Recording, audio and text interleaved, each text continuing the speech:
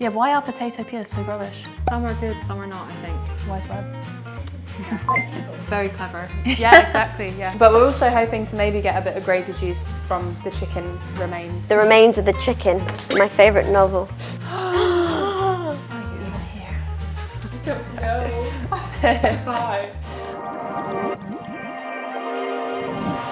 Hi everyone, today we're going to be making a British roast dinner. This is something that I regularly have every Sunday. What about you, Nicola? How often do you have a roast? Very often, like once every 2 weeks maybe. How about you, Florence?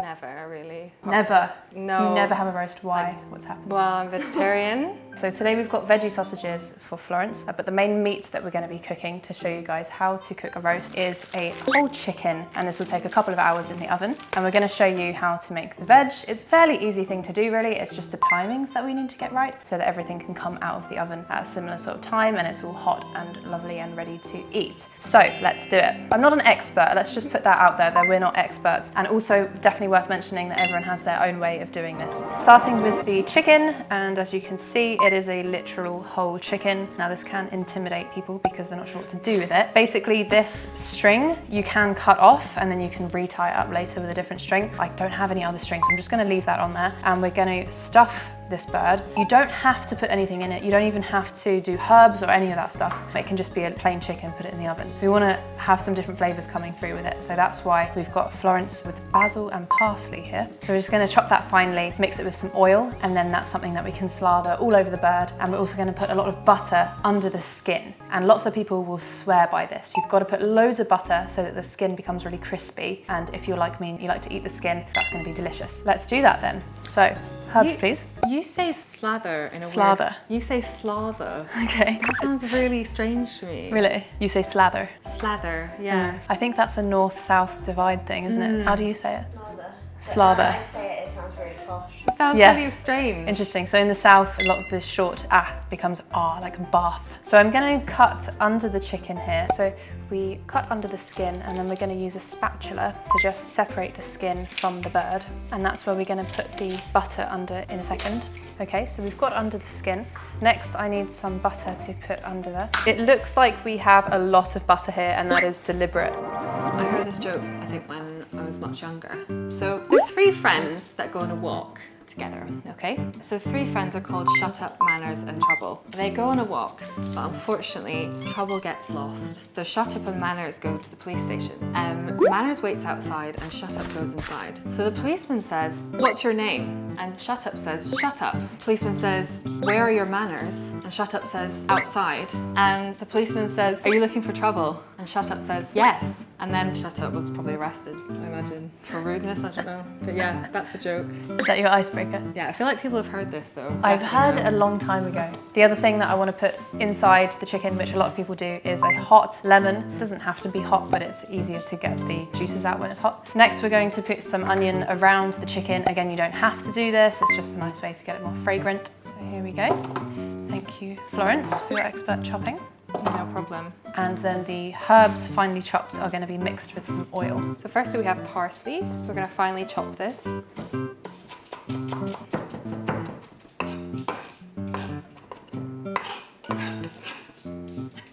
And basil.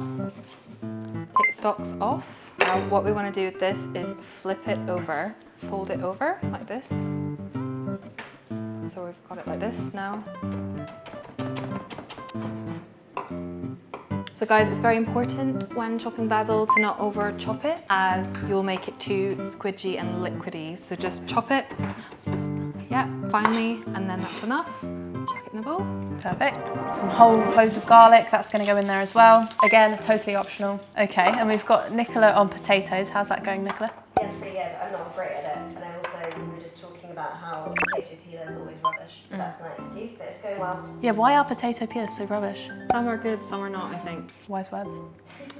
Like people. Very clever. Yeah, exactly, yeah. So we have olive oil and a generous helping of salt and pepper, and really go for it. This is a lot of herbs. You might not normally see this many herbs, but we like to push the boat out here. So that's pretty much the chicken, and I'm going to pop that in the oven for about an hour, and then we'll see how it's doing, and we'll put the veg in with it as well. All right, so it's going in the oven. So I think we've kind of worked out the timing. The chicken's going to go in for about an hour and a half because it's just a small chicken, which means it's going to come out at roughly 10 past 10. We're eating quite late today.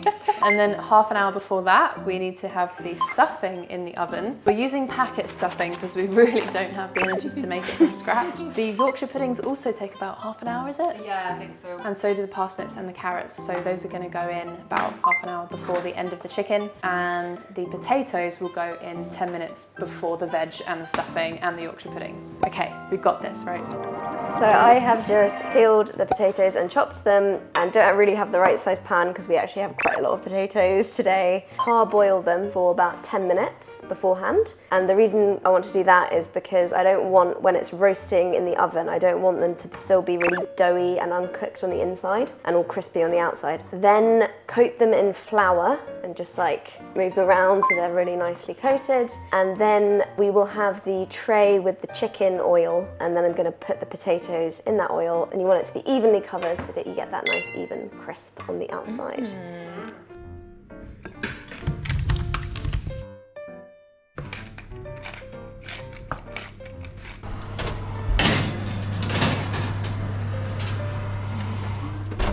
So I just want to mention about parsnips, which are kind of similar to carrots, but obviously a different colour. They're a very common vegetable in the UK and quite common to have in roast dinners. And we'll roast them, and they taste really great when they're roasted because they're kind of sweet. So yeah, just to mention that we are going to add these in about 20 minutes. I'm not actually a massive fan of them.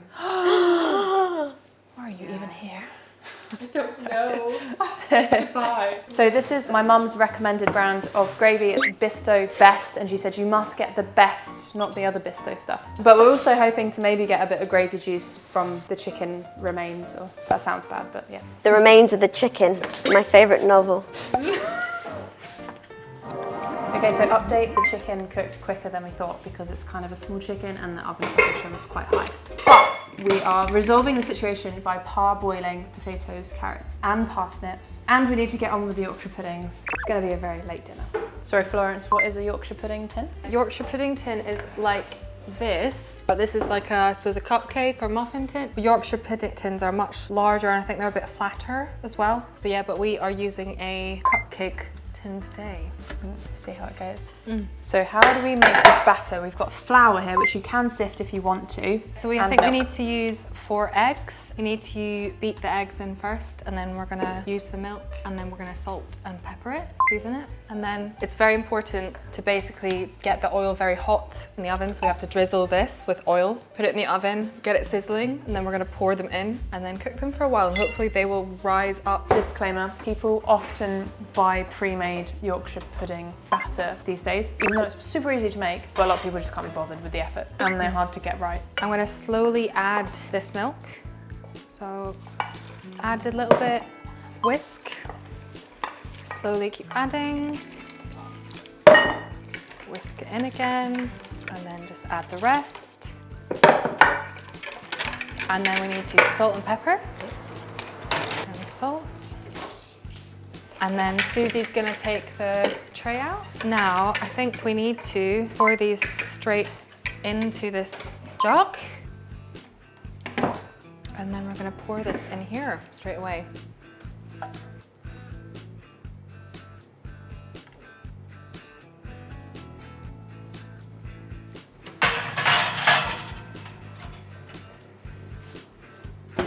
Sure it will. Finally in the oven.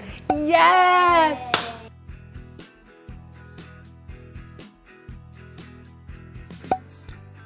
1 hour later. Do you think that's ready, yeah? They're literally like burning on top, so. Holy smokes! God. They're like sentient beings. Oh, look at those sizzling.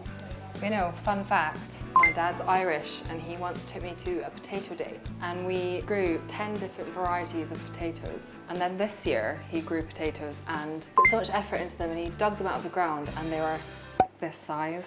And we were all like, are you really Irish, Dad? You must have become Scottish. Return of the Irish famine. Yeah. Look at these Yorkshire puddings. No famine here tonight. I am actually quite impressed with those. This is Florence and Nicola's first time eating a pineapple cake from Taiwan. Pineapple cake. Mmm, delicious. Feels dense. It feels very dense. Like a cheese. Okay, so we have to cheers, don't we? Have to like cheers. Yeah. Cheers. Cheers. It's quite tasty. It doesn't taste too sugary. I've heard about East Asia specifically that it's a big compliment if a dessert is not too sweet, basically, from what I gather. So yeah, I think it's pretty nice actually. Maybe with a glass of milk or something would be nice. I like it, but I'm not really getting pineapple. You know what it really reminds me of is a fig roll. Yeah. Although I don't remember the last fig roll I've eaten actually. So you might know that I went to Taiwan recently and a couple of our students there gave me some gifts to give to Nicola and Florence. And so Florence is going to open the gifts now. Nicola will not be doing it on camera because like me, she has the issue where when she opens the present in front of someone, it looks like she hates it, but actually she likes it. And I understand this because I have the same issue. But obviously in England, it's customary to often open gifts in front of people, which can be a little bit awkward and embarrassing. I don't really like this aspect of our culture. Anyway, here you go. Yay, thank you. Okay. Ooh. Ah, look at this lovely little note. It says handmade on it, very thoughtfully wrapped. She's written a really thoughtful note telling me about the essential oil she's given me. She mixed it herself. Ooh, it's very like smooth. Thank you so much to my lovely student. You know who you are. Okay, let's try this next one. Very beautifully wrapped as well. Oh, so beautiful. Wow. This is a coaster that she made herself. And it has a beautiful little cat on. You know who you are. Thank you so much.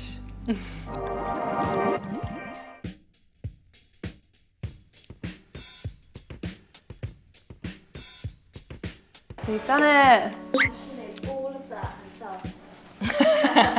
We did it. We actually made a roast. I'm very happy. We have our potatoes, perfectly cooked, parboiled and then roasted. We have our Yorkshire puddings by Florence, perfectly risen. Carrots and parsnips, perfectly chopped by me. And the chicken, we won't tell you about when it came out of the oven, but anyway, it is warm. And we have stuffing, which is hopefully cooked, and gravy. Well done, guys. I'm very impressed. Nice one. Yay! Thank you all for your help. And let's eat it! Right, so here we are and we're finally going to eat our roast. It's been quite a journey. And I just wanted to introduce our very good friend Yin, who's obviously here with us today. Fun fact, Yin actually connected me and Nicola, so the reason we know each other is because of Yin. And she's also going to be the test of our roast dinner. Can you give us a score out of 10 if possible? How many roasts do you think you've had in your life? I think it's between 5 to 7. So you're pretty well placed to give us a score out of 10. Looking forward to it. All right, let's dig in. Cheers. Cheers. To the chefs.